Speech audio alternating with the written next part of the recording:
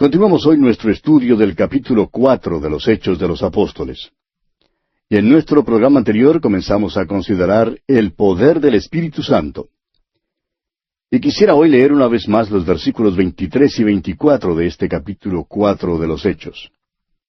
Y puestos en libertad, vinieron a los suyos y contaron todo lo que los principales sacerdotes y los ancianos les habían dicho. Y ellos, habiéndolo oído, alzaron unánimes la voz a Dios y dijeron: Soberano Señor, tú eres el Dios que hiciste el cielo y la tierra, el mar y todo lo que en ellos hay. Ahora notemos la escena aquí.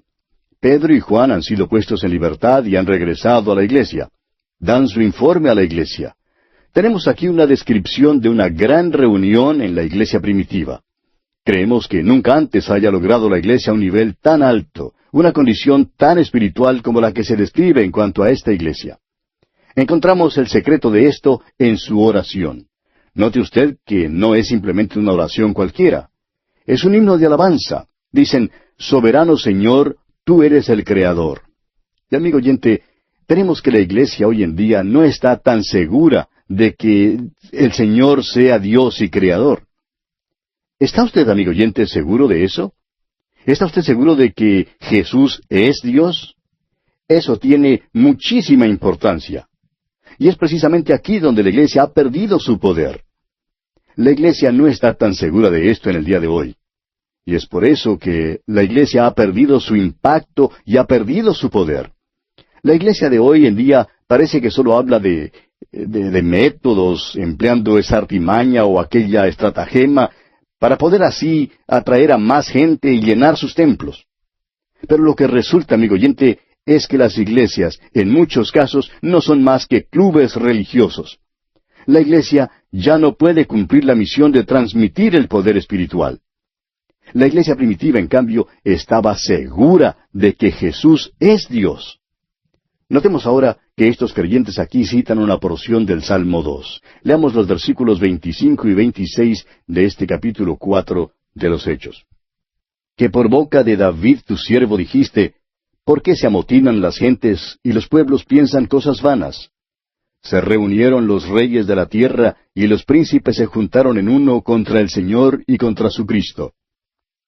El Salmo 2 comenzó a cumplirse cuando crucificaron a Jesucristo. El odio contra Jesús y contra Dios se ha estado amontonando por los siglos durante más de 2000 años. Y cual pelota de nieve ha estado acumulando más y más tamaño e ímpetu. Por fin se romperá en un poderoso crescendo sobre esta tierra en la rebelión final del hombre contra Dios. Continuemos con los versículos 27 hasta el 30 de este capítulo 4 de los Hechos. Porque verdaderamente se unieron en esta ciudad contra tu santo Hijo Jesús, a quien ungiste, Herodes y Poncio Pilato, con los gentiles y el pueblo de Israel, para hacer cuanto tu mano y tu consejo habían antes determinado que sucediera. Y ahora, Señor, mira sus amenazas, y concede a tus siervos que con todo denuedo hablen tu palabra, mientras extiendes tu mano para que se hagan sanidades y señales y prodigios mediante el nombre de tu santo Hijo Jesús. Esto en verdad es conmovedor, amigo oyente. Elevaron unánimes esta oración. Ahora no creemos que todos oraron al mismo tiempo. Estamos seguros que uno lo dirigió en oración y que los demás dijeron un amén. Ahora no oraron que cesara la persecución. Note usted que oraron que el Señor les diera valor para hablar la palabra de Dios. Y amigo oyente, aquella iglesia primitiva era diferente a la iglesia de hoy en día, y sus peticiones eran diferentes a las que elevamos en nuestras iglesias. Continuemos con el versículo 31. Cuando hubieron orado, el lugar en que estaban congregados tembló, y todos fueron llenos del Espíritu Santo, y hablaban con denuedo la palabra de Dios. Fue la condición de la iglesia la que hizo que esto fuera posible. Ahora el versículo 32 dice: Y la multitud de los que habían creído era de un corazón y un alma, y ninguno decía ser suyo propio nada de lo que poseía, sino que tenían todas las cosas en común. Desafortunadamente, amigo oyente, esta situación no duró mucho tiempo. La carnalidad entró muy pronto en la iglesia y debido al egoísmo y los celos tuvieron que abandonar esta práctica. Leamos ahora el versículo 33. Y con gran poder los apóstoles daban testimonio de la resurrección del Señor Jesús, y abundante gracia era sobre todos ellos. Note usted aquí que nuevamente cae el énfasis sobre la resurrección. Y amigo oyente, este es el corazón de la gran predicación evangélica. Leamos ahora los versículos 34 al 37, los versículos finales de este capítulo 4 de los Hechos de los Apóstoles. Así que no había entre ellos ningún necesitado, porque todos los que poseían heredades o casas las vendían y traían el precio de lo vendido, y lo ponían a los pies de los apóstoles, y se repartía a cada uno según su necesidad. Entonces José, a quien los apóstoles pusieron por sobrenombre Bernabé, que traducido es Hijo de Consolación, levita, natural de Chipre, como tenía una heredad, la vendió y trajo el precio y lo puso a los pies de los apóstoles. Ahora esta clase de vivir no podría realizarse por mucho tiempo, debido a la condición espiritual de la iglesia. Es una tontería decir que debemos poner esto en práctica en el día de hoy. Si tratáramos de hacer esto, resultaría en gran confusión. ¿Por qué? Porque primero, amigo oyente, es necesario un alto nivel espiritual. Y desafortunadamente no lo tenemos hoy en día. Seamos sinceros. Nos hace falta entrar en una relación más íntima con la persona de Jesucristo. Se nos ha presentado aquí a Bernabé, a quien conoceremos mejor al entrar en el capítulo 5 de los Hechos.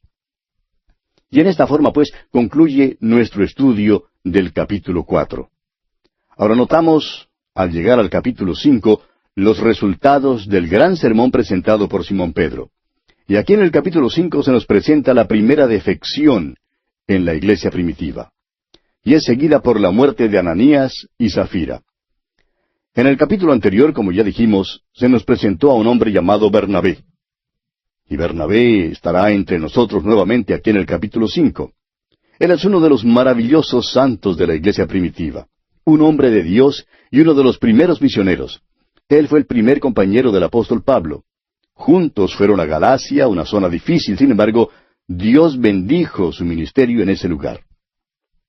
Ahora este hombre aparentemente hizo una donación muy generosa a la iglesia, y toda la gente estaba hablando sobre eso. Tal vez él recibió mucha publicidad y cierta notoriedad debido a su generosidad. En la iglesia primitiva, los creyentes tenían todas las cosas en común, y esto revela el hecho de que ellos mantenían un alto nivel espiritual para poder hacer esto. Pero ahora tiene lugar esta defección, y revela por qué no podía continuar y no continuó. Simplemente por la naturaleza carnal que existe en la humanidad. Leamos pues el primer versículo de este capítulo 5 de los Hechos. Pero cierto hombre llamado Ananías, con Zafira su mujer, vendió una heredad. Es obvio que estaban imitando a Bernabé. Ellos vieron que él había recibido cierta publicidad por lo que hizo, y pensaron que sería bueno que ellos también recibieran publicidad. Ellos lo querían. Y hemos notado que hay personas que dan y lo hacen con el solo propósito de que se les dé atención. En cierta iglesia se hizo una invitación a varios hombres de negocios con el propósito de comenzar un movimiento de juventud para Cristo. En esa reunión se tenía pensado hacer una solicitud pública de ayuda, pero luego se decidió no hacerlo de esa manera. Pero uno de los presentes dijo, hay cierta persona aquí que no va a donar nada, a menos que se le dé la oportunidad de hablar públicamente y poder dar a conocer a todos lo que él está dando. ¿Y sabe usted una cosa? Este hombre dio solo una pequeña donación. Tal hombre le dijo a alguien después de la reunión que él había ido con la intención de dar 10 veces más de lo que dio. Pero él esperaba poder hacerlo en forma pública, pero no lo hizo porque nadie le preguntó o le pidió delante de los demás. Esa es la condición de la naturaleza humana hoy en día, y esa era la condición de Ananías y Zafira. Continuemos ahora con el versículo 2. Y sustrajo del precio, sabiéndolo también su mujer, y trayendo solo una parte la puso a los pies de los apóstoles. Ahora, no hay nada malo en el hecho de que se guardaran parte del precio. Ellos tenían derecho de hacer eso. La propiedad era de ellos. Nosotros en la iglesia de hoy estamos bajo la gracia. Usted no tiene la obligación de dar cierta cantidad. Alguien dirá, 1/10 parte. Pero en la iglesia primitiva, los creyentes estaban dando todo. Pero Ananías y Zafira se guardaron parte del precio. Aunque tenían el derecho de hacerlo, cometieron su error al pecar mintiendo. Dijeron que lo estaban dando todo cuando en realidad solo estaban entregando una parte a los apóstoles. No nos gusta oír cantar a muchos que dicen poner todo lo que tienen en el altar, porque eso hace mentirosas a muchas personas cuando cantan ese himno. Nosotros tenemos que tener mucho cuidado en cuanto a la manera en que hacemos nuestros votos al Señor. Todo lo que Ananías y Zafira hicieron era completamente legal. Tenían el derecho de vender su propiedad. También tenían el derecho de guardar todo si así lo querían. Pero ellos mintieron. Leamos ahora el versículo 3. Y dijo Pedro: Ananías, ¿por qué llenó Satanás tu corazón para que mintieses al Espíritu Santo y sustrajeses del precio de la heredad? Ahora, el pecado de Ananías y su mujer no fue el haberse quedado con el dinero, sino el de mentir. Y Pedro continúa hablando aquí en el versículo 4 y dice: reteniéndola, ¿no se te quedaba a ti? ¿Y vendida, no estaba en tu poder? ¿Por qué pusiste esto en tu corazón? No has mentido a los hombres, sino a Dios. Hoy en día hay quienes niegan que el Espíritu Santo es Dios. Pero Simón Pedro pensaba que el Espíritu Santo sí era Dios. En efecto, él sabía que era así. Él dijo primero: Ananías, ¿por qué llenó Satanás tu corazón para que mintieses al Espíritu Santo? Y luego dice: no has mentido a los hombres, sino a Dios. Podemos ver, pues, que el Espíritu Santo es Dios. Continuemos ahora con el versículo 5 de este capítulo 5 de los Hechos. Al oír Ananías estas palabras, cayó y expiró, y vino un gran temor sobre todos los que lo oyeron. Hay personas hoy en día que acreditan a Simón Pedro, es decir, lo acusan de causar la muerte de Ananías. Nosotros queremos absolverlo de ese crimen.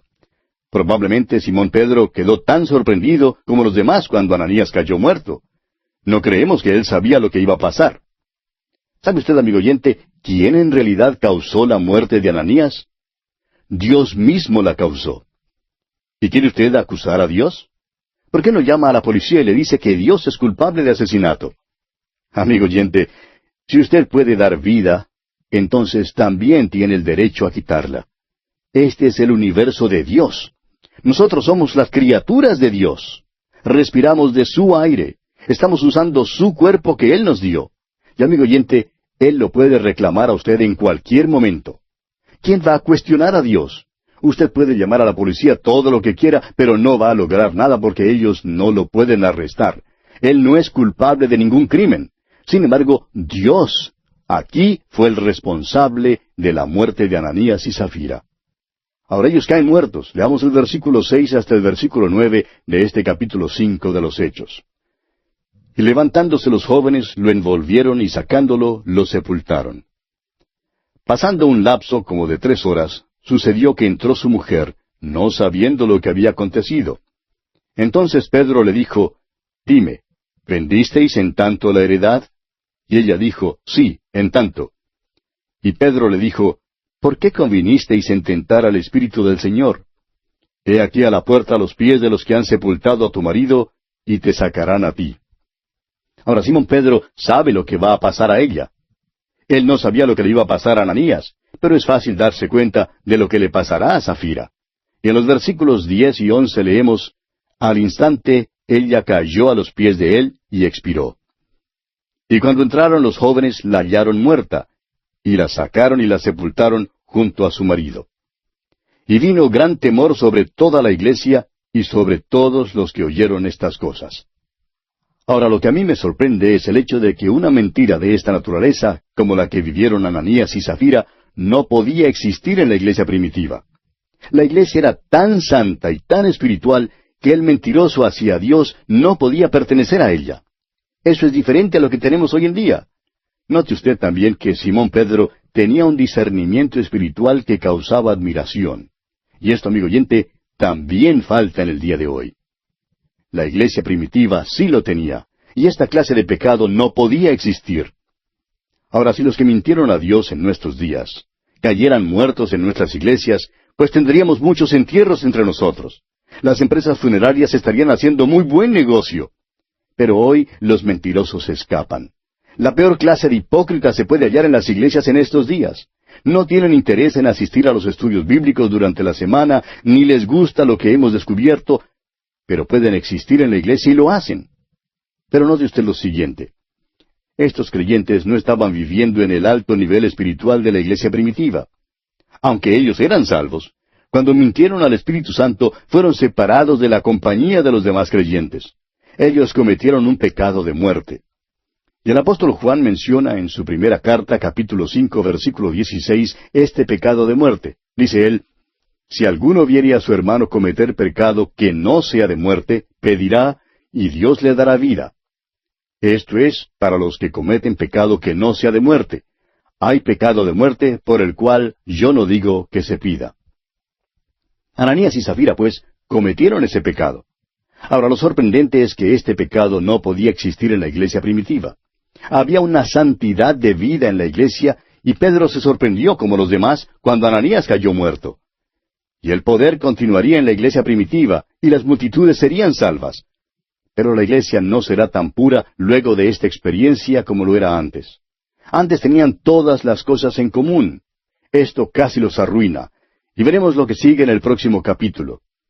Pero notemos ahora que los apóstoles hacen uso del don apostólico. Leamos el versículo 12 de este capítulo 5 de los Hechos. Y por la mano de los apóstoles se hacían muchas señales y prodigios en el pueblo, y estaban todos unánimes en el pórtico de Salomón. Ahora usted sabe que son los apóstoles los que tienen el don de sanidad, el don de hacer milagros. Ellos tienen el don de hacer señales. Hicieron muchas señales, y las hicieron entre la gente. Continuemos con el versículo 13 de este capítulo 5 de los Hechos. De los demás, ninguno se atrevía a juntarse con ellos, mas el pueblo los alababa grandemente. En ese momento, eso detuvo el avivamiento. Pero aún así, había aquellos que se agregaban porque muchos se salvaban. Ahora el versículo 14 dice, y los que creían en el Señor aumentaban más, gran número así de hombres como de mujeres. Es obvio que para el año 300 después de Cristo, había literalmente millones de personas en el Imperio Romano que se habían entregado a Cristo. Continuemos con el versículo 15. Tanto que sacaban los enfermos a las calles, y los ponían en camas y lechos, para que al pasar Pedro, a lo menos su sombra cayese sobre alguno de ellos.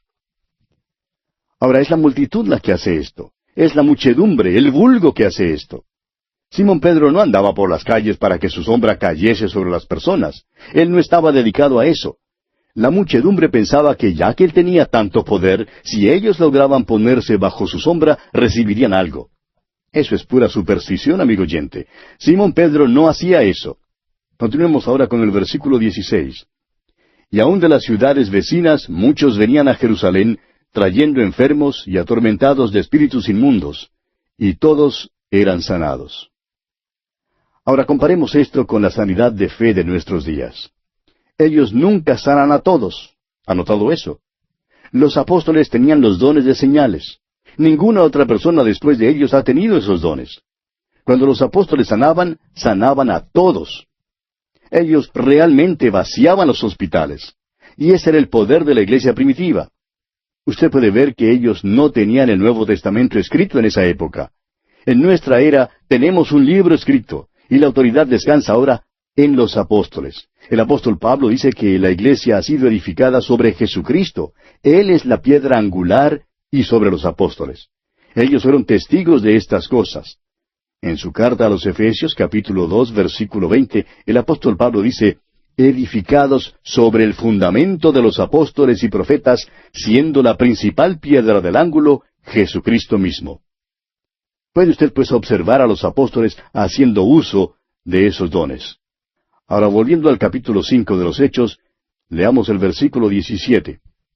Entonces, levantándose el sumo sacerdote y todos los que estaban con él, esto es, la secta de los saduceos. Usted puede notar ahora que los saduceos todavía están al frente de la persecución. Recuerde que los fariseos fueron los que dirigieron la persecución contra el Señor Jesús. Pero fueron los saduceos los que dirigieron la persecución contra la iglesia primitiva. Continuemos con la segunda parte del versículo 17 y leamos también el versículo 18. Se llenaron de celos y echaron mano a los apóstoles y los pusieron en la cárcel pública. Los apóstoles son arrestados por segunda vez y puestos en la cárcel. Ahora nota lo siguiente. Mas un ángel del Señor, en el versículo 19, mas un ángel del Señor, no dice el ángel del Señor. el ángel del Señor en el Antiguo Testamento no era otro que el mismo Jesucristo antes de su encarnación. Pero ahora Él es hombre en la gloria. Él está a la diestra de Dios y es quien está haciendo todo esto. Eso es lo importante que hay que notar. Y hoy Él tiene las manos y los pies paralizados porque en este mundo la iglesia no está actuando por Él. Permítanos decirle, amigo oyente, que Él quiere moverse a través de su iglesia, y Él quiere obrar a través de usted y de mí, si es que lo dejamos. De modo que notemos que es un ángel del Señor. Continuemos con los versículos 19 al 23 de Hechos capítulo 5. Mas un ángel del Señor, abriendo de noche las puertas de la cárcel y sacándolos, dijo, Id, y puestos en pie en el templo, anunciad al pueblo todas las palabras de esta vida. Habiendo oído esto, entraron de mañana en el templo y enseñaban. Entretanto, vinieron el sumo sacerdote y los que estaban con él, y convocaron al concilio y a todos los ancianos de los hijos de Israel, y enviaron a la cárcel para que fuesen traídos. Pero cuando llegaron los alguaciles, no los hallaron en la cárcel. Entonces volvieron y dieron aviso, diciendo, Por cierto, la cárcel hemos hallado cerrada con toda seguridad, y los guardas afuera, de pie, ante las puertas. Mas cuando abrimos, a nadie hallamos dentro. Y amigo oyente, eso mismo ocurrió en la resurrección de Jesucristo. La piedra no fue corrida para que Él pudiera salir. Él ya había salido cuando se corrió la piedra que tapaba la entrada de la tumba. La piedra se corrió para dejar entrar a aquellos que estaban afuera, como ocurrió aquí en esta ocasión. Y bien, vamos a detenernos aquí, amigo oyente, porque nuestro tiempo ha tocado ya a su fin. Continuaremos, Dios mediante, en nuestro próximo programa.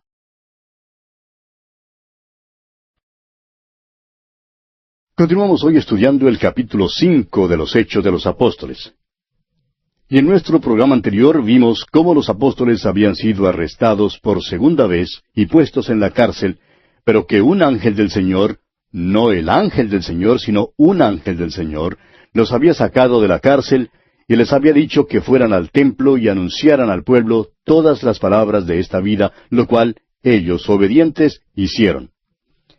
Y al otro día, cuando el sumo sacerdote y los que estaban con él se reunieron en concilio y enviaron a los alguaciles a que trajeran a los apóstoles de la cárcel, fueron, pero no los encontraron en la cárcel.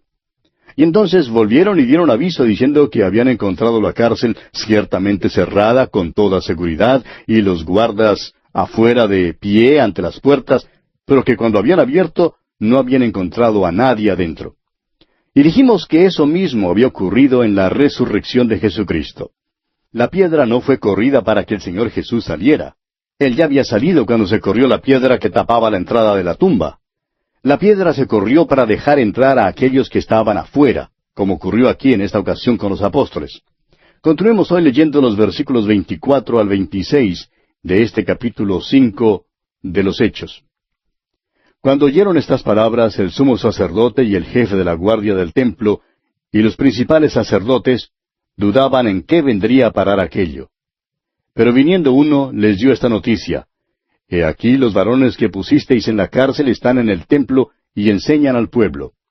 Entonces fue el jefe de la guardia con los alguaciles y los trajo sin violencia, porque temían ser apedreados por el pueblo. Ahora estaban escuchando lo que ellos tenían que decir. Continuemos con los versículos 27 y 28. Cuando los trajeron, los presentaron en el concilio, y el sumo sacerdote les preguntó, diciendo, ¿No os mandamos estrictamente que no enseñaseis en ese nombre? Y ahora habéis llenado a Jerusalén de vuestra doctrina, y queréis echar sobre nosotros la sangre de ese hombre. Habéis llenado a Jerusalén de vuestra doctrina, dicen ellos. Amigo oyente, estos apóstoles eran buenos testigos, eran verdaderos misioneros en Jerusalén. El Evangelio tenía que ser predicado en Jerusalén y había sido predicado allí. Continuemos ahora con el versículo 29. Respondiendo Pedro y los apóstoles, dijeron, es necesario obedecer a Dios antes que a los hombres. En otras palabras, no estamos haciendo esto para obedecerles a ustedes. Estamos obedeciendo a Dios. Ahora el versículo 30 de este capítulo 5 dice, el Dios de nuestros padres levantó a Jesús, a quien vosotros matasteis colgándole en un madero. Permítanos recalcar, amigo oyente, que Él, es decir, el Señor Jesús, fue colgado en un madero. No podemos entrar en detalles ahora, pero sí podemos decir que la cruz nunca se llamó una cruz, como lo pensamos en el día de hoy, una vara vertical atravesada por otra horizontal. Era solo un madero clavado en la tierra. Y esa es la palabra para esto aquí. Ahora el versículo 31 dice, a este Dios ha exaltado con su diestra por príncipe y salvador, para dar a Israel arrepentimiento y perdón de pecados. Y continuó Pedro diciéndoles cómo ellos habían sido testigos de estas cosas, y también el Espíritu Santo, el cual ha dado Dios a los que le obedecen. Y esas autoridades entonces, oyendo esta exposición de Pedro, se enfurecieron, se llenaron de ira y querían matarlos. Y observe usted lo que ocurre aquí en el versículo 34 de Hechos capítulo 5. Entonces, levantándose en el concilio un fariseo llamado Gamaliel, doctor de la ley, venerado de todo el pueblo, mandó que sacasen fuera por un momento a los apóstoles. Gamaliel hizo salir a los apóstoles y dijo, quisiera ahora hablar al Sanedrín. Gamaliel, a propósito, fue el maestro del apóstol Pablo. Era un hombre sobresaliente y muy respetado. Y les dijo aquí en los versículos 35 al 37, y luego dijo, varones israelitas, mirad por vosotros lo que vais a hacer respecto a estos hombres. Porque antes de estos días se levantó Teudas, diciendo que era alguien. A éste se unió un número como de 400 hombres, pero él fue muerto, y todos los que le obedecían fueron dispersados y reducidos a nada. Después de éste se levantó Judas el Galileo, en los días del censo, y llevó en pos de sí a mucho pueblo. Pereció también él, y todos los que le obedecían fueron dispersados. Observe usted que Gamaliel cita algunos ejemplos de los que habían encabezado insurrecciones y que habían tenido seguidores. Y les hace notar que en cada uno de los casos, una vez que el líder había muerto, sus seguidores se habían dispersado. De modo que les aconseja que no persigan a estos hombres, y les dice aquí en los versículos 38 y 39, y ahora os digo, apartaos de estos hombres y dejadlos, porque si este consejo o esta obra es de los hombres, se desvanecerá. Mas si es de Dios, no la podréis destruir. No seáis tal vez hallados luchando contra Dios. Gamaliel concluye con un consejo excelente. Les dice, si esta obra es de los hombres, se desvanecerá. Mas si es de Dios, no la podréis destruir. Qué interesante, ¿no le parece? El tiempo, claro, ha comprobado que esta obra era de Dios. Ahora vea usted lo que hacen ellos aquí en el versículo 40. Y convinieron con él, y llamando a los apóstoles, después de azotarlos, les intimaron que no hablasen en el nombre de Jesús, y los pusieron en libertad. Ahora aquí hay algo que no está bien. Si estos hombres eran inocentes, debieron quedar en libertad. Y si eran culpables, debieron detenerles y castigarles, no azotarles y luego dejarles en libertad. Eso fue un triste subterfugio. Debieron haber escuchado con más cuidado el consejo de Gamaliel. Leamos ahora el versículo 41 de este capítulo 5 de los Hechos. Y ellos salieron de la presencia del concilio, gozosos de haber sido tenidos por dignos de padecer afrenta por causa del nombre. Mire usted a estos apóstoles. ¿No le parece que son maravillosos, amigo oyente? Se gozaron de que habían podido padecer afrenta por causa del Señor Jesús. Y ahora el versículo 42 continúa diciendo, y todos los días, en el templo y por las casas, no cesaban de enseñar y predicar a Jesucristo. ¿Sabe usted, amigo oyente, qué es el Evangelio? El Evangelio es una persona, es el Señor Jesucristo. ¿Cuán importante es tenerle hoy, amigo oyente? ¿Le conoce usted como su Salvador personal? No hay punto intermedio, amigo oyente. O bien confíe en Él, o bien no confíe en Él. O bien Él es su Salvador personal, o de otra manera, usted no tiene Salvador alguno. Ese es el mensaje central, y los apóstoles no cesaban de enseñar y predicar a Jesucristo. Y bien, así concluimos el capítulo 5 de los Hechos de los Apóstoles. Pasamos ahora al capítulo 6. En este capítulo 6 tenemos el nombramiento de los 7 diáconos y el testimonio del diácono Esteban. Vemos ahora otro resultado de la defección que había en la iglesia. Primero vimos la defección en el caso de Ananías y Zafira. Eran creyentes salvos, pero no podían quedarse en la iglesia primitiva mientras albergaban aquella mentira en sus vidas. Debido a que hubo defección en la iglesia, hubo necesidad de tener oficiales. Este fue el resultado del estado de crisis en la iglesia. La crisis condujo a la elección de 7 diáconos. Ahora el capítulo continúa con el relato de Esteban, uno de esos diáconos, y cuenta cómo es arrestado y juzgado por medio de falso testimonio y evidencia manufacturada. Leamos el primer versículo de este capítulo 6 de Hechos. En aquellos días, como creciera el número de los discípulos, hubo murmuración de los griegos contra los hebreos, de que las viudas de aquellos eran desentendidas en la distribución diaria. Necesitamos reconocer que esto tuvo lugar temprano en la historia de la iglesia. Habían estado procurando vivir de una manera comunal y realmente tuvieron buen éxito, pero solo por un tiempo corto. Luego la carnalidad entró en la iglesia. Vimos cómo Ananías y Zafira falsificaron su situación financiera y mintieron. Ahora hallamos que hay una murmuración de los griegos contra los hebreos. Ahora debemos tener en cuenta que esta no es una descripción de un choque racial. Esta no es una demostración de antisemitismo. La palabra griegos aquí significa helenistas, es decir, los judíos de habla griega. Vivían fuera de Palestina y disponían en Jerusalén de sinagogas particulares en las cuales se leía la Biblia en griego. Los hebreos eran los que todavía seguían la ley mosaica, leyendo la Biblia en hebreo en las sinagogas. Pues bien, ocurrió que se formó una disensión entre estos dos bandos. Se ha calculado que el número de la iglesia en aquel entonces pudo haber llegado a los 25,000. Necesitamos notar aquí que aquella iglesia primitiva no era perfecta.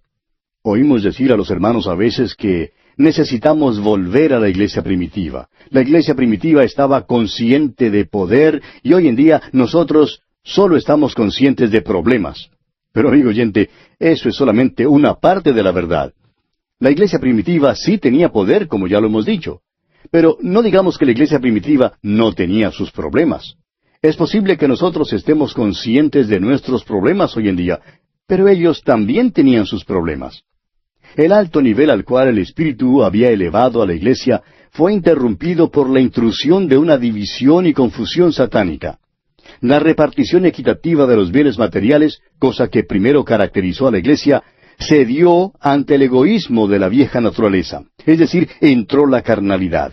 Y los griegos, evidentemente un grupo disidente, se sentían desatendidos y demandaron que sus viudas recibieran igual consideración que las hebreas.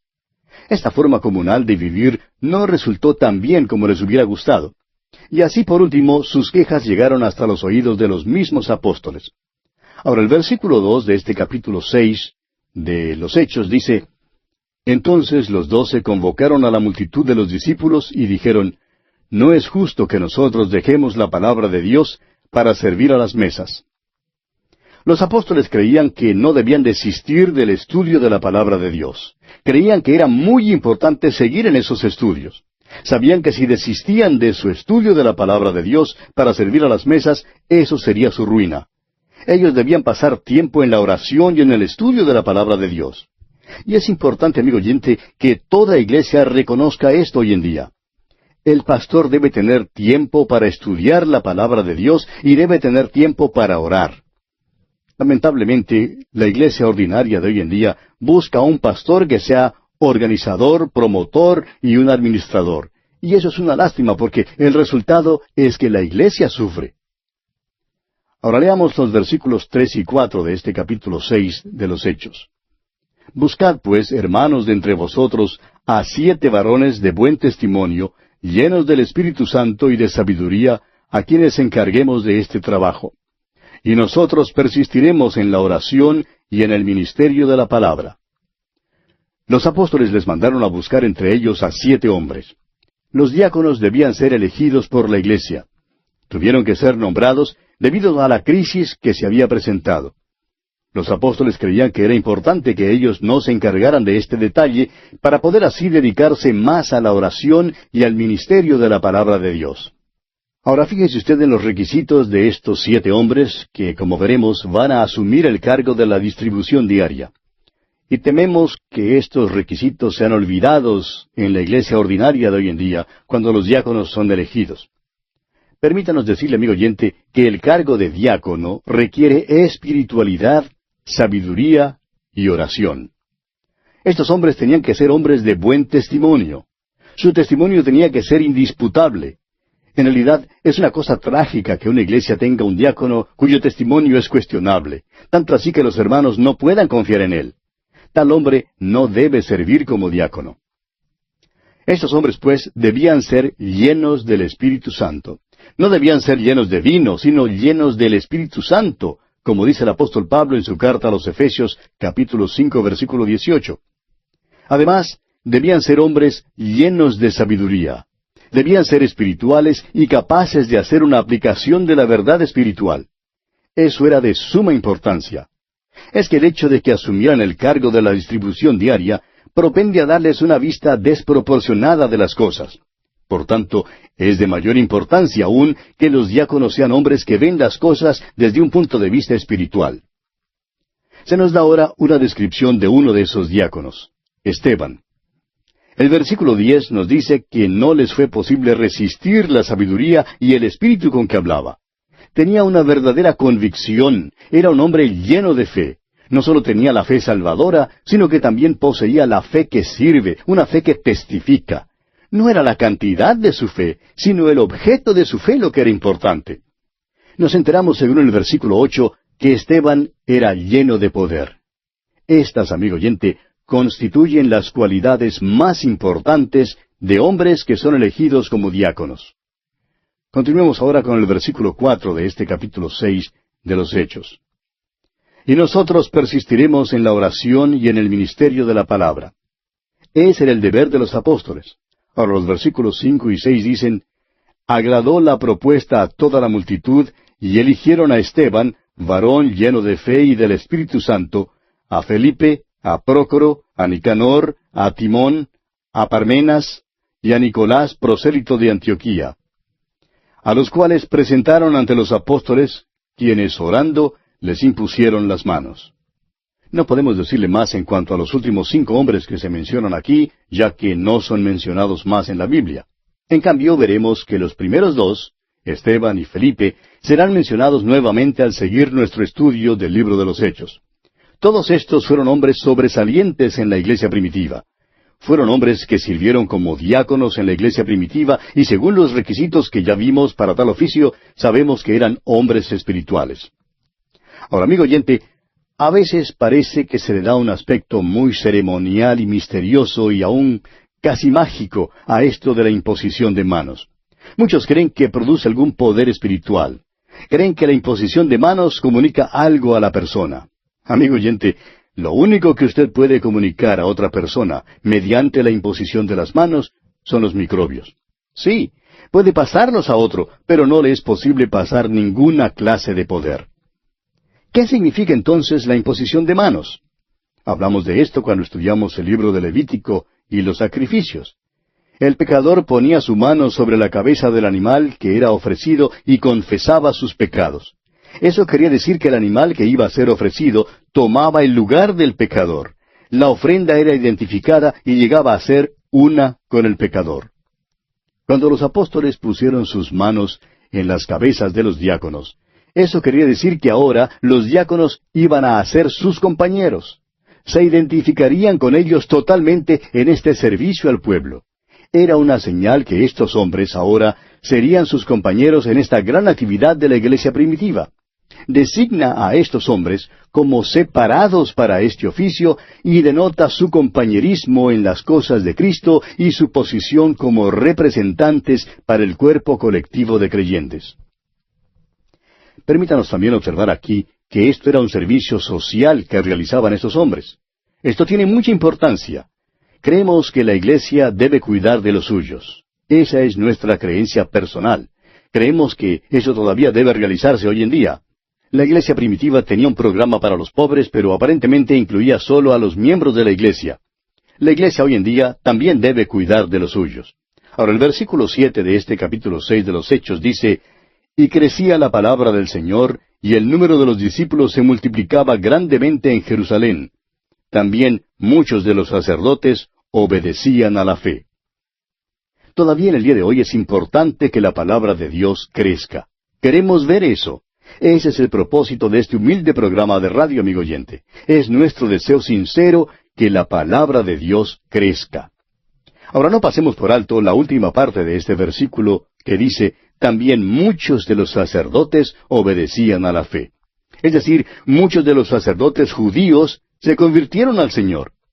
Es seguro que algunos de ellos estaban sirviendo en el templo cuando el velo se rasgó en dos, en el momento en que Jesucristo murió en la cruz del Calvario, ¿recuerda usted? Y ahora se han convertido a Cristo. Consideremos ahora el testimonio del diácono Esteban. Vamos a conocer a Esteban un poco más. Esteban es uno de los grandes hombres en la iglesia primitiva. Veamos el versículo 8 de este capítulo 6 de los Hechos. Y Esteban, lleno de gracia y de poder, hacía grandes prodigios y señales entre el pueblo. Al parecer, estos diáconos se unen hasta ser uno con los apóstoles en cuanto al ejercicio de los dones junto con las señales. Han sido traídos a una posición singular. Esteban es un poderoso testimonio del Evangelio. Y fue este tipo de testimonio lo que, por supuesto, despertó el odio de los saduceos. Testigos falsos aparecen entonces ante el concilio para acusar a Esteban. Leamos los versículos 9 hasta el 15 de este capítulo 6 de los Hechos. Entonces se levantaron unos de la sinagoga llamada de los libertos, y de los de Cirene, de Alejandría, de Cilicia y de Asia, disputando con Esteban. Pero no podían resistir a la sabiduría y al espíritu con que hablaba. Entonces sobornaron a unos para que dijesen que le habían oído hablar palabras blasfemas contra Moisés y contra Dios. Y soliviantaron al pueblo, a los ancianos y a los escribas, que arremetiendo le arrebataron y le trajeron al concilio. Y pusieron testigos falsos que decían, este hombre no cesa de hablar palabras blasfemas contra este lugar santo y contra la ley, pues le hemos oído decir que ese Jesús de Nazaret destruirá este lugar y cambiará las costumbres que nos dio Moisés. Entonces todos los que estaban sentados en el concilio, al fijar los ojos en él, vieron su rostro como el rostro de un ángel. Ahora veamos esta escena que se desarrolla aquí un poco más de cerca. Esteban es llevado ante el Sanedrín y también son traídos los testigos falsos. Los testigos falsos hablan la verdad, pero solo en parte. El Señor Jesús sí dijo que destruirían el templo y que Él lo levantaría nuevamente. Pero Él estaba hablando de su propio cuerpo.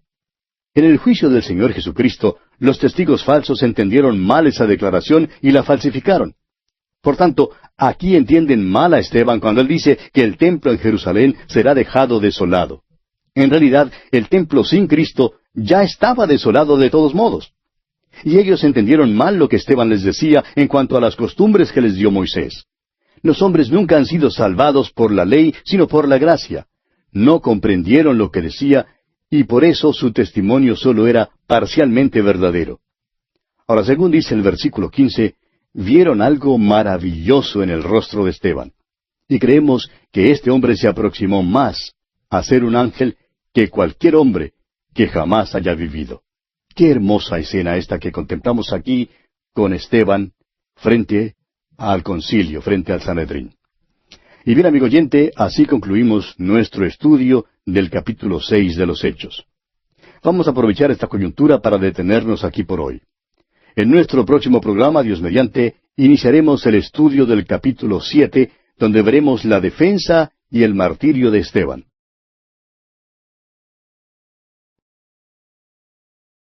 Continuando hoy nuestra marcha por el libro de los Hechos, llegamos al capítulo 7. En este capítulo tenemos la defensa de Esteban y su martirio.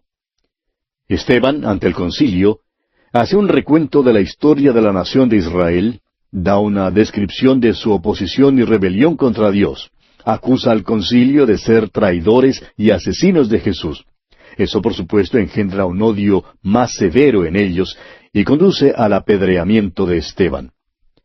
Al repasar la historia de la nación, Esteban deja en claro que nunca ha habido un tiempo cuando toda la nación adorara a Dios. Sin embargo, por otra parte, en la nación de Israel siempre ha habido un remanente que ha permanecido fiel a Dios.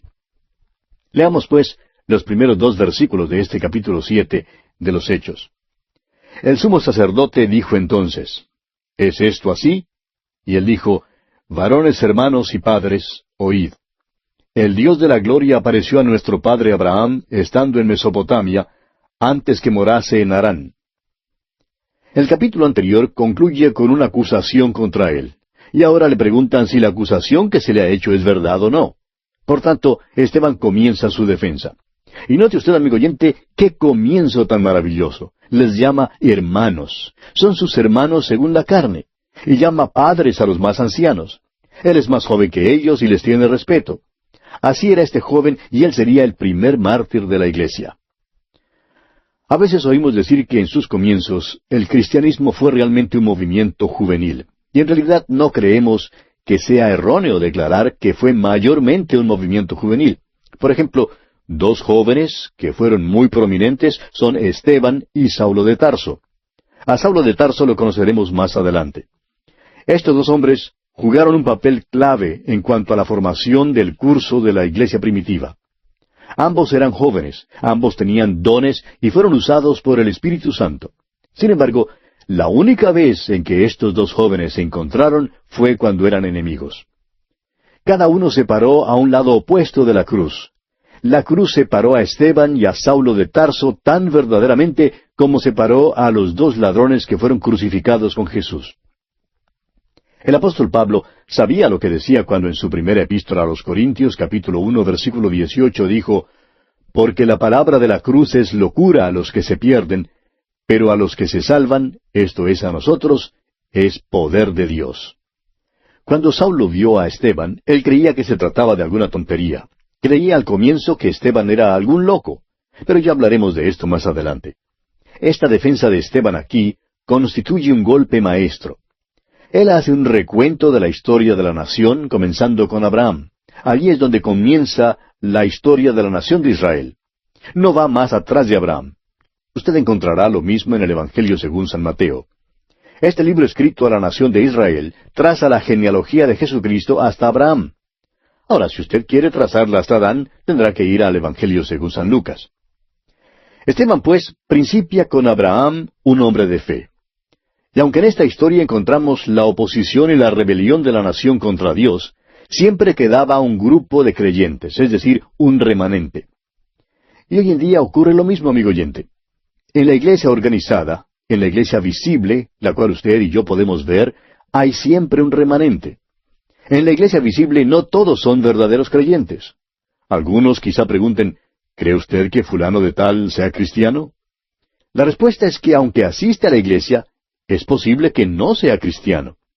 Y así como en la nación de Israel había un remanente, así también en la iglesia visible hay un pequeño remanente de verdaderos creyentes. Eso todavía es cierto aún en el día de hoy.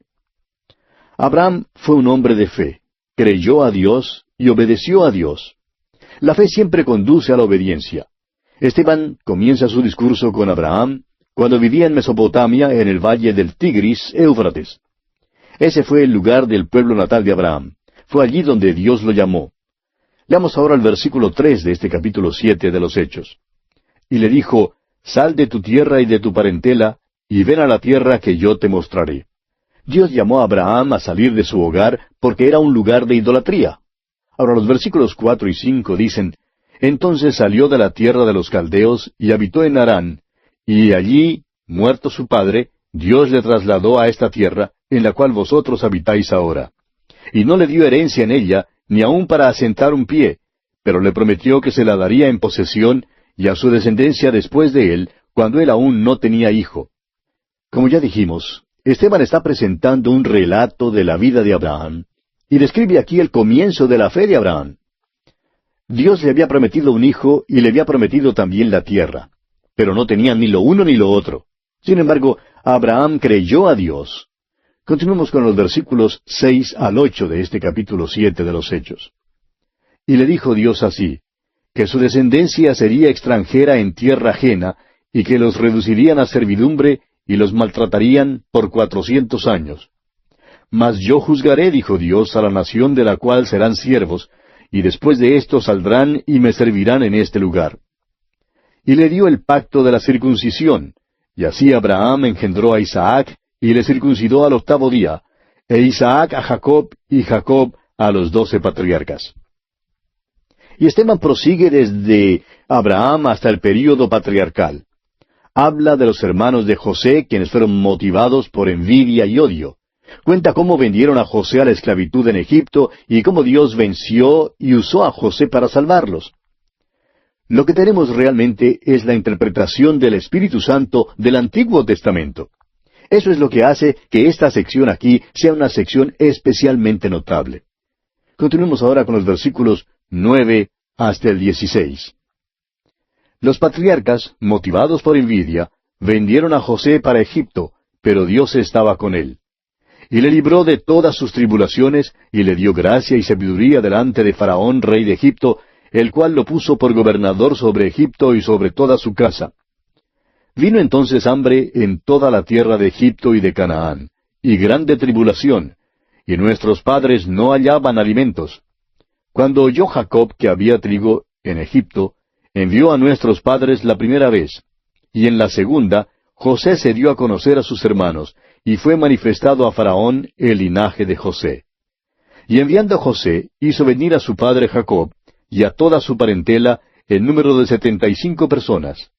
Así descendió Jacob a Egipto, donde murió él, y también nuestros padres. Los cuales fueron trasladados a Siquem, y puestos en el sepulcro que a precio de dinero compró Abraham de los hijos de Hamor en Siquem. Ahora Esteban llega a otro período en la historia de esta nación, y les hace recordar de su liberación de Egipto. Dios encargó a Moisés como el libertador, y muestra que en el principio los hijos de Israel rehusaron seguir a Moisés, y que Moisés tuvo dificultad con ellos por todo el camino. Continuemos con los versículos 17 hasta el 21. Pero cuando se acercaba el tiempo de la promesa que Dios había jurado a Abraham, el pueblo creció y se multiplicó en Egipto, hasta que se levantó en Egipto otro rey que no conocía a José. Este rey, usando de astucia con nuestro pueblo, maltrató a nuestros padres, a fin de que expusiesen a la muerte a sus niños para que no se propagasen. En aquel mismo tiempo nació Moisés y fue agradable a Dios, y fue criado 3 meses en casa de su padre. Pero siendo expuesto a la muerte, la hija de Faraón le recogió y le crió como a hijo suyo. Los comentarios que Esteban añade confirman algunas de las cosas que ya dijimos cuando estudiamos acerca de Moisés. Moisés seguramente habría sido el próximo Faraón. La hija de Faraón lo crió como su propio hijo. Es que Faraón no tenía hijos, y por tanto a Moisés le habría correspondido la sucesión del trono. Ahora el versículo 22 dice, «Y fue enseñado Moisés en toda la sabiduría de los egipcios, y era poderoso en sus palabras y obras». Moisés fue criado en medio de la sabiduría de los egipcios. La sabiduría de los egipcios no se menosprecia aún en este tiempo avanzado, cuando creemos que lo sabemos todo en cuanto a todo. Demasiadas veces faltamos en no atribuirle adecuadamente a los egipcios todo lo que ellos sabían. Habían desarrollado las matemáticas, la química, la ingeniería, la arquitectura y la astronomía. Todo a un punto muy excelente y admirable. Habían desarrollado estos campos de estudio de una manera que realmente era extraordinaria. Considere usted las pirámides, por ejemplo. Considere los colores que hallamos en las tumbas, colores que han permanecido brillantes durante siglos. Ellos eran verdaderos expertos en cuanto al embalsamamiento. También habían calculado la distancia al sol. Amigo oyente, los egipcios tenían una cultura altamente desarrollada y no eran ignorantes de ninguna manera. Moisés, pues, disfrutó de todas las ventajas de aquel entonces, siendo criado como hijo de la hija de Faraón. Fue enseñado en toda la sabiduría de los egipcios. Fue sobresaliente en todo. Pero hay otra cosa que quisiéramos añadir. A pesar de todo esto, él no estaba preparado para guiar al pueblo de Dios. Toda la sabiduría del mundo de aquel entonces no le capacitó apropiadamente para guiar al pueblo de Dios. Y de igual manera, toda la sabiduría que los hombres tienen hoy en día no es suficiente, amigo oyente, para que puedan comprender la palabra de Dios. Les es demasiado difícil. ¿Por qué? Porque como dice el apóstol Pablo en su primera carta a los Corintios, capítulo 2, versículo 14, «Pero el hombre natural no percibe las cosas que son del Espíritu de Dios, porque para él son locura, y no las puede entender, porque se han de discernir espiritualmente». Y aunque Moisés fue enseñado en la sabiduría de sus tiempos, no estaba listo para librar al pueblo de Dios. Por tanto, después de 40 años de sabiduría en Egipto, Dios lo puso en el desierto. Y allí Dios lo preparó adecuadamente para ser el libertador. Bien, continuemos con los versículos 23 al 25 de este capítulo 7 de los Hechos. Continúa Esteban hablando, y dice: Cuando hubo cumplido la edad de 40 años, le vino al corazón el visitar a sus hermanos, los hijos de Israel. Y al ver a uno que era maltratado, lo defendió, e hiriendo al egipcio, vengó al oprimido. Pero él pensaba que sus hermanos comprendían que Dios les daría libertad por mano suya, mas ellos no lo habían entendido así. Fíjese usted que Moisés hace lo que él considera una cosa buena. Espera librar a sus hermanos. Pero ellos en realidad no lo entendieron así. En verdad, Moisés tampoco entendió esto. Todavía no estaba verdaderamente listo, y Dios entonces necesita llevarlo al desierto. Continuemos con los versículos 26 al 28. Y al día siguiente se presentó a uno de ellos que reñían, y los ponía en paz diciendo: Varones, hermanos sois, ¿por qué os maltratáis el uno al otro? Entonces el que maltrataba a su prójimo le rechazó, diciendo: ¿Quién te ha puesto por gobernante y juez sobre nosotros? ¿Quieres tú matarme, como mataste ayer al egipcio? Ahora Moisés se queda asustado. Fíjese usted, versículos 29 al 31.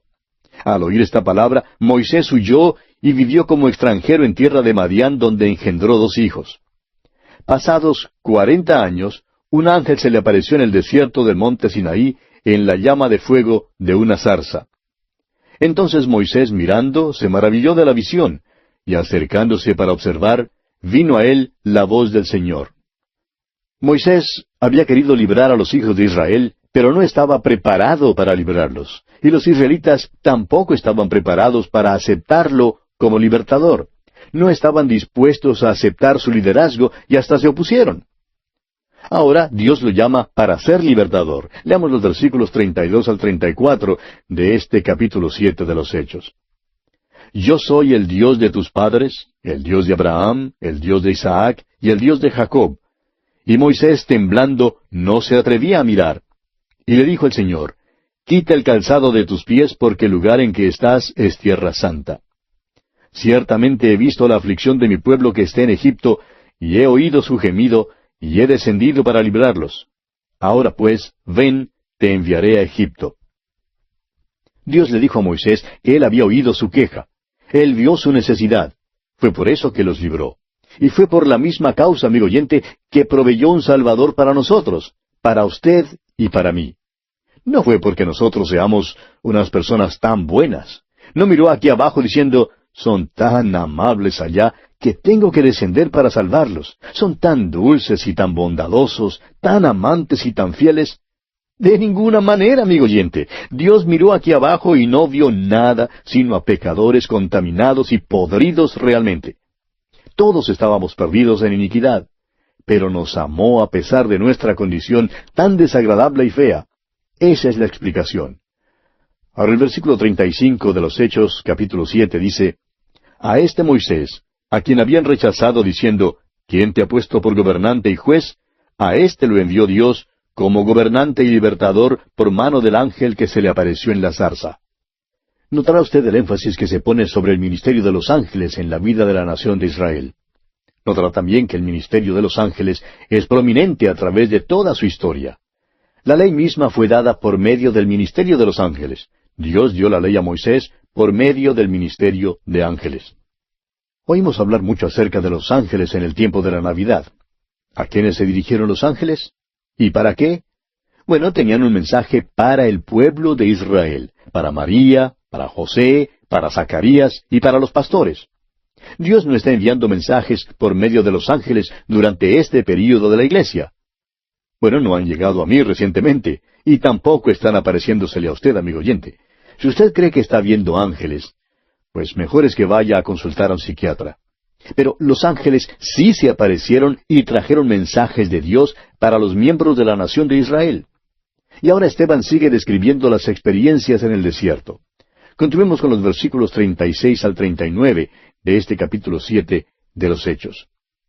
Este los sacó, habiendo hecho prodigios y señales en tierra de Egipto, y en el Mar Rojo, y en el desierto por 40 años.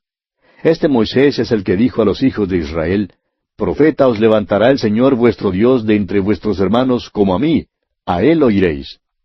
Este es aquel Moisés que estuvo en la congregación en el desierto con el ángel que le hablaba en el monte Sinaí y con nuestros padres, y que recibió palabras de vida que darnos, al cual nuestros padres no quisieron obedecer, sino que le desecharon, y en sus corazones se volvieron a Egipto. Ahora Israel no se volvió a Egipto en un sentido físico ni material, pero en sus corazones se volvieron a Egipto muchas veces. De la misma manera hoy en día, hay quienes dicen que deploran ciertos pecados del mundo y los pecados de la carne. Siempre es tan fácil señalar con el dedo a otros, condenándolos por su pecado. Podemos alegar, como aquel fariseo que se jactaba de no vivir como el miserable publicano, de que no vivimos como viven ellos. Pero hay ciertas preguntas que debemos hacernos, amigo oyente. ¿Me gustaría a mí vivir así? ¿Dónde está mi corazón? Israel, pues, se volvió a Egipto en su corazón. No querían salir al desierto. Ahora el versículo 40 de este capítulo 7 de Hechos dice, cuando dijeron a Aarón, haznos dioses que vayan delante de nosotros, porque a este Moisés, que nos sacó de la tierra de Egipto, no sabemos qué le haya acontecido. Es decir, no les importaba. Habían rechazado a Moisés. Y ahora el versículo 41 dice, entonces hicieron un becerro y ofrecieron sacrificio al ídolo, y en las obras de sus manos se regocijaron. Esteban está mostrándole a esta gente que Israel siempre ha sido rebelde. Ahora el versículo 42 de este libro de los Hechos, capítulo 7, dice, y Dios se apartó y los entregó a que rindiesen culto al ejército del cielo, como está escrito en el libro de los profetas, ¿acaso me ofrecisteis víctimas y sacrificios en el desierto por 40 años, casa de Israel? Es decir, se volvieron a la idolatría.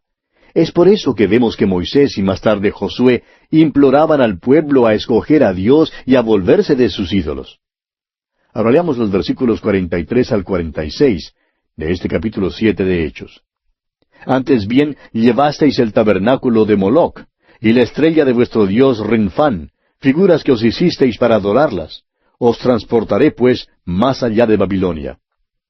Tuvieron nuestros padres el tabernáculo del testimonio en el desierto, como había ordenado Dios, cuando dijo a Moisés que lo hiciese conforme al modelo que había visto, el cual, recibido a su vez por nuestros padres, lo introdujeron con Josué al tomar posesión de la tierra de los gentiles, a los cuales Dios arrojó de la presencia de nuestros padres hasta los días de David.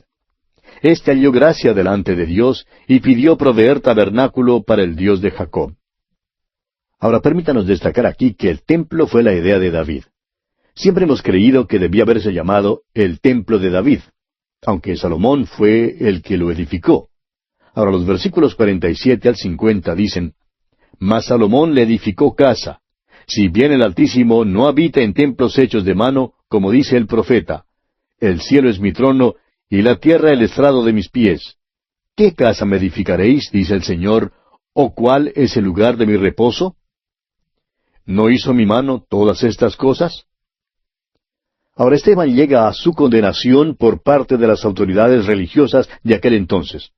Escuche usted los versículos 51 al 53. Dice Esteban, duros de cerviz e incircuncisos de corazón y de oídos.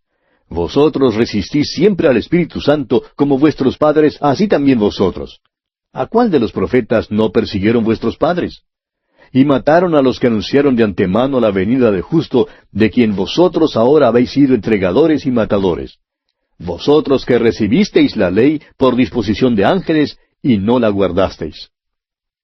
Ahora, físicamente estos hombres eran circuncisos, pero desde el punto de vista espiritual, en sus corazones y en sus oídos, eran incircuncisos. Es decir, que en ninguna manera estaban más dispuestos a escuchar a Dios que lo que estuvo esa multitud durante esos años allá en el desierto. Este es un discurso sobresaliente, amigo oyente. Esteban les recuerda de su liberación desde Egipto. Dios mismo nombró como libertador a Moisés. Sin embargo, los hijos de Israel rehusaron obedecerle. La experiencia en el desierto fue una serie de rebeliones contra Dios que culminó con la hechura de un becerro de oro. Una verdadera plaga de idolatría empezó nuevamente en la tierra, resultando en el cautiverio babilónico. Ahora, Esteban concluye esta presentación hablando de Josué, quien les guió hasta la tierra prometida, y de Jesús, quien es el único camino al cielo. Dice que la ley les fue dada sobrenaturalmente por el ministerio de ángeles y que ellos no la guardaron. Creemos que ellos se acordarían que el nacimiento de Jesús fue anunciado por los ángeles y que ellos mismos habían llegado a ser sus traidores y asesinos. Pasemos ahora a considerar el martirio de Esteban. Esteban fue el primer mártir. También en esta porción del capítulo 7 de los Hechos se nos presenta por primera vez a Saulo de Tarso. Leamos el versículo 54 de este capítulo 7 de los Hechos. Oyendo estas cosas, se enfurecían en sus corazones y crujían los dientes contra él. Fíjese usted, cómo odiaban a Esteban por hablar lo que hablaba. Versículo 55 ahora.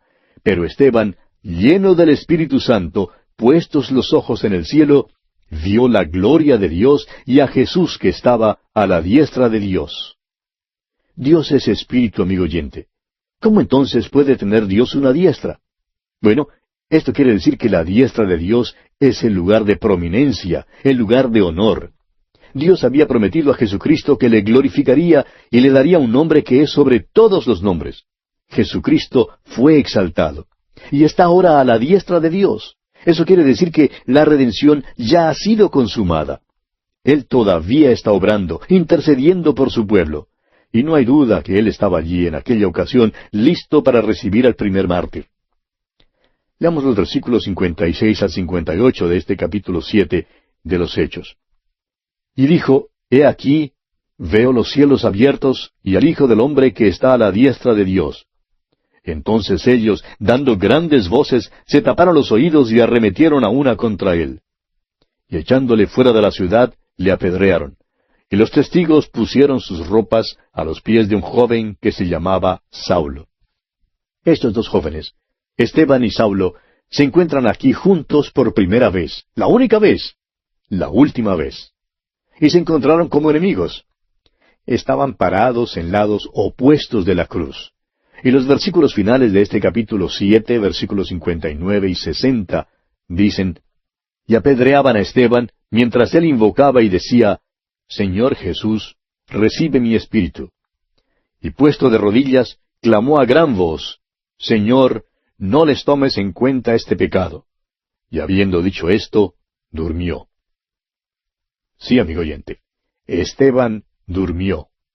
Jesús puso a dormir su cuerpo para esperar el arrebatamiento. Esteban entró en la presencia de Cristo, quien estaba allí listo para recibirlo. Esteban fue el primer mártir de la iglesia que fue para estar con su Señor. Aquel día había otro joven allí. Era fariseo y creía que lo tenía todo. Miró al cielo cuando Esteban dijo que había visto los cielos abiertos. Pero aunque Saulo miró con mucho anhelo, tuvo que confesar, no veo nada, pero me gustaría ver algo. Tengo un corazón muy vacío. Ojalá que yo tuviera lo que tiene este Esteban. Esteban fue un gran testimonio ante Saulo. Y usted puede estar seguro, amigo oyente, que conoceremos mejor a este joven Saulo al proseguir nuestro estudio del libro de los Hechos. Y aquí vamos a detenernos por hoy, amigo oyente, porque nuestro tiempo ha llegado a su fin. En nuestro próximo programa, Dios mediante, comenzaremos a estudiar el capítulo 8 de los Hechos, donde tenemos la conversión del eunuco etíope.